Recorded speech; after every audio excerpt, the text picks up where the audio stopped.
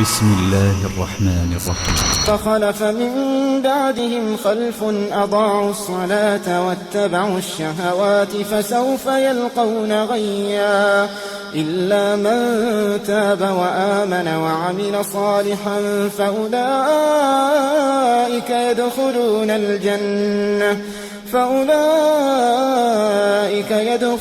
الجنة ولا يظلمون شيئا. Bismillahirrahmanirrahim. Assalamu alaikum. Que la paix soit sur vous. Donc tout d'abord, j'espère que vous allez toujours tous très bien. Alors aujourd'hui, bi'idhnillah, par la permission d'Allah, nous allons nous rappeler ensemble de notre objectif final. De notre objectif final, qui est d'entrer au paradis, d'accord? Et d'y obtenir, bi'idhnillah, tous les délices qui y sont associés. Tayyib. Donc pour se rappeler de cet objectif, eh bien, nous allons parler un peu du paradis. Parler également des gens du paradis. Donc c'est autour de ça que va s'articuler cette vidéo. Alors il faut savoir que dans l'au-delà, il n'y a que deux destinations finales. Le paradis ou l'enfer. Ya Rab, préserve-nous du feu de l'enfer. Amin.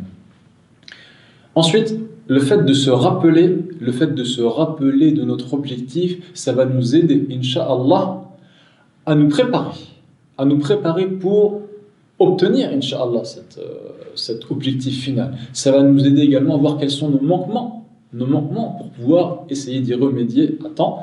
Et également, ça va nous permettre de prendre nos provisions du mieux qu'on le peut, Inch'Allah. Donc ça, c'était un autre point. Car le paradis qu'Allah a promis aux musulmans, eh bien le paradis ce n'est pas rien. Le prophète Mohammed sallallahu alayhi wa sallam a en effet dit dans un hadith: Ala inna sil'atallahi ghaliya. Attention, certes, la marchandise d'Allah, elle est précieuse, elle est chère. Ala inna sil'atallahi al-jannah. Car certes, la marchandise d'Allah, c'est son paradis, c'est le paradis. Non. Et Allah nous a dit dans un hadith qudsi, un hadith divin, قال تعالى أعددت لعبادي الصالحين ما لا عين رأت ولا أذن سمعت ولا خطر على قلب بشر. Allah nous a dit dans ce hadith divin qu'il a préparé pour ses pieux serviteurs ce que nul œil n'a vu et nulle oreille n'a entendu et que personne n'a pu imaginer. Non, ce que personne n'a pu imaginer. Donc ça, c'est pas rien. Donc ce paradis-là, il va falloir, bi'idhnillah, essayer d'œuvrer pour l'obtenir, bi'idhnillah, pour espérer qu'Allah nous fasse miséricorde et nous fasse entrer dans son paradis. Car le paradis a également des degrés. Le paradis a des degrés, et le plus haut de ces degrés, c'est Al-Firdaus Al-A'la. Qu'Allah fasse que nous soyons dans le Firdaus Al-A'la. D'accord? Donc ça, c'est un point important. Le paradis a des degrés. Qu'Allah fasse de nous des gens d'Al-Firdaus Al-A'la. Allahumma amin. Et pour espérer être dans les hauts degrés du paradis, eh bien il s'agit de faire quoi? Allah nous dit dans le Coran: وَالسَّابِقُونَ السَّابِقُونَ أُولَئِكَ الْمُقَرَّبُونَ فِي جَنَّاتِ النَّعِيمِ. وَالسَّابِقُونَ السَّابِقُونَ, ça veut dire quoi? السَّابِقُونَ, ce sont ceux qui se sont précipités pour accomplir les bonnes œuvres dans la dunya, dans cette vie ici-bas. Eh bien ceux-là, ce seront les premiers dans les délices et les honneurs dans l'au-delà, dans le paradis. Ulaika al-muqarrabun, ceux-là seront les rapprochés d'Allah, fi jannatin na'im, dans les jardins du délice. Et Allah nous donne une description du paradis et des gens du paradis dans de nombreux passages du Coran, mais on va en citer un en particulier, où Allah nous dit: Ya ibadi la khawfun alaykumul yawm wala antum tahzanun. Ô mes serviteurs, aujourd'hui nulle crainte sur vous, et vous ne serez point affligés, vous allez point être attristés. طيب الذين آمنوا بآياتنا وكانوا مسلمين.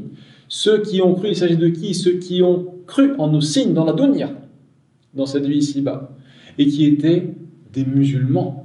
Non, car le paradis est réservé uniquement à ceux qui se seront soumis à Allah Azza wa Jalla. طيب ادخلوا الجنة أنتم وأزواجكم تحبرون. Entrez au paradis, vous et vos épouses, vous y serez honorés. يطاف عليهم بسحاف من ذهب وأكواب. Et on fera circuler parmi eux des quoi? On fera circuler parmi eux des plats en or ainsi que des coupes. طيب. وفيها ما تشتهيه الأنفس وتلذ الأعين. Et il y aura dans le paradis tout ce que les âmes désirent, et également il y aura ce qui réjouit les yeux. Ce qui réjouit les yeux. طيب. وأنتم فيها خالدون. وأنتم فيها خالدون. Et vous y serez éternellement. Non, vous y serez éternellement. Rien ne vous en fera sortir. وتلك الجنة التي أورثتموها بما كنتم تعملون.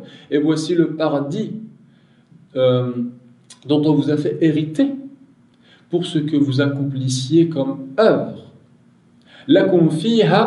لكم فيها فاكهة كثيرة منها تأكلون. Et il y aura pour vous dans ce paradis beaucoup de fruits, et de ces fruits-là vous en mangerez. Ya Rab, fait que nous fassions partie des gens du paradis. Il y a un point ici quand même sur lequel je voudrais revenir, dans le verset où Allah dit وَتِلْكَ الْجَنَّةُ الَّتِي أُورِثْتُمُوهَا بِمَا كُنْتُمْ تَعْمَلُونَ. Et voici le paradis dont on vous a fait hériter pour ce que vous accomplissiez comme œuvre. Donc est-ce qu'on comprend? On comprend clairement que les œuvres, ça permet d'accéder au paradis. Non, il y a un lien entre le fait de rentrer au paradis et les œuvres que la personne aura accomplies dans cette dunya. Maintenant regardez, dans un hadith, le prophète Mohammed sallallahu alayhi wa sallam nous a dit, que la paix et les bénédictions d'Allah soient sur lui. Il nous a dit لَنْ يُدْخِلَ أَحَدًا عَمَلْهُ الْجَنَّةَ. Il n'y en a pas un parmi vous dont les œuvres le feront rentrer au paradis. قالوا ولا أنت يا رسول الله. Les compagnons ont dit, et pas toi, même pas toi, ô messager d'Allah. قال لا ولا أنا إلا أن يتغمدني الله بفضل ورحمة. Même pas moi, le messager d'Allah, il a dit même pas moi, si ce n'est, je ne rentrerai pas au paradis, si ce n'est le fait qu'Allah ne m'enveloppe de ça, d'un fadl de sa part, d'une faveur de sa part et d'une miséricorde de sa part. Donc comment est-ce qu'on va faire al-jam' bayna al-aya wal hadith? لأنه لا تعارض بين نصين في الشريعة. Comment est-ce qu'on va faire le lien?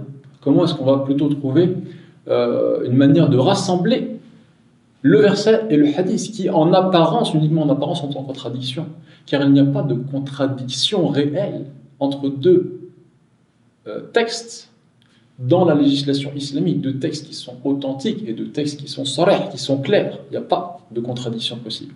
Donc, l'explication qu'ont donnée al-ulama, les savants, c'est quoi? C'est que dans l'aya, le ba, al-ba, وَتِلْكَ الْجَنَّةُ الَّتِي أُورِثْتُمُوهَا bi, le ba ici, بِمَا كُنْتُمْ تَعْمَلُونَ. هذه الباء تسمى باء السببية وليست باء العوض. Le ba ici, c'est le ba de causalité. Al-ba'u, le ba de causalité. Et non pas ba'u al-awad. C'est pas un ba de substitution, de compensation plutôt. D'accord? C'est-à-dire que c'est vos a'mal, vos œuvres ont été une cause pour rentrer au paradis. Mais ce n'est pas vos œuvres en elles-mêmes que vous allez échanger pour obtenir le paradis. En disant, les œuvres que j'ai ici, elles équivalent au prix du paradis. Là, فليس الجزاء على سبيل المقابلة والمعاوضة. Là, donc la récompense d'Allah Azza wa Jal, elle va pas se passer comme ça. C'est pas je viens avec mes œuvres et donc les œuvres suffisent. Je peux acheter le paradis avec ces œuvres-là. Là, c'est pas, ça va pas compenser le prix du paradis. Là, abadan. Donc le amal, c'est quoi? Al-amalu sababun. Les œuvres d'une personne sont une cause pour le faire rentrer au paradis, mais ce n'est pas quelque chose qui vont venir en compenser le prix du paradis, puisque le prix du paradis est bien plus élevé que l'œuvre de n'importe quel être humain sur cette terre. Donc voilà, ça c'était un point, vraiment un point important. Et ce qui fait rentrer au paradis en vérité, c'est la miséricorde d'Allah. C'est la miséricorde d'Allah subhanahu wa ta'ala.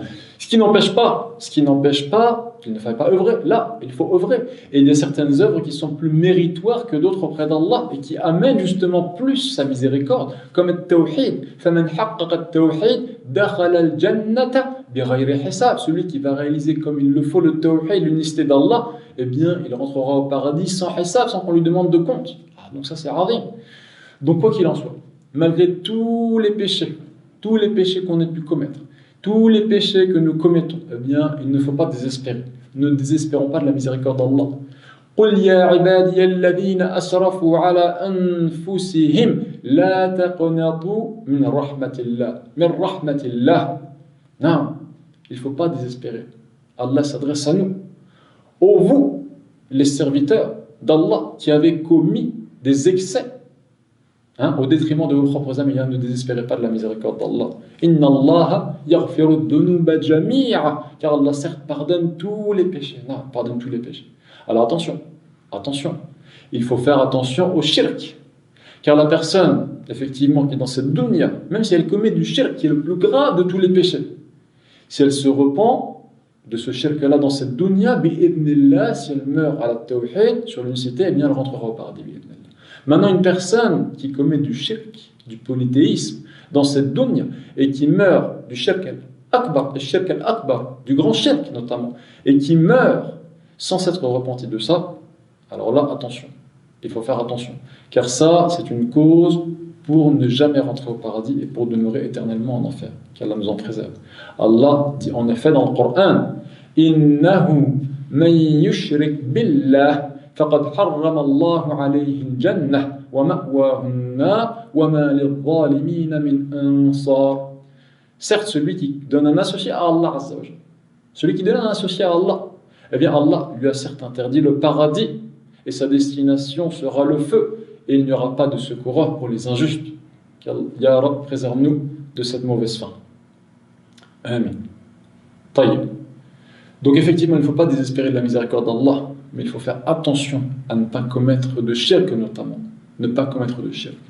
Et se rappeler que malgré tous nos péchés, eh bien, malgré cela, la porte du tawbah, alhamdulillah, elle est encore ouverte là, alhamdulillah. Donc il s'agit de retourner à Allah, de se repentir à lui. Comme le prophète Mohammed sallallahu alayhi wa sallam nous a dit, Kullu bani Adam khatta'un wa khayrul khatta'in at-tawwabun. Tous les fils d'Adam commettent des péchés, mais les meilleurs d'entre eux, ce sont ceux qui se repentent. هذا والله أعلم وصلى الله على نبينا محمد.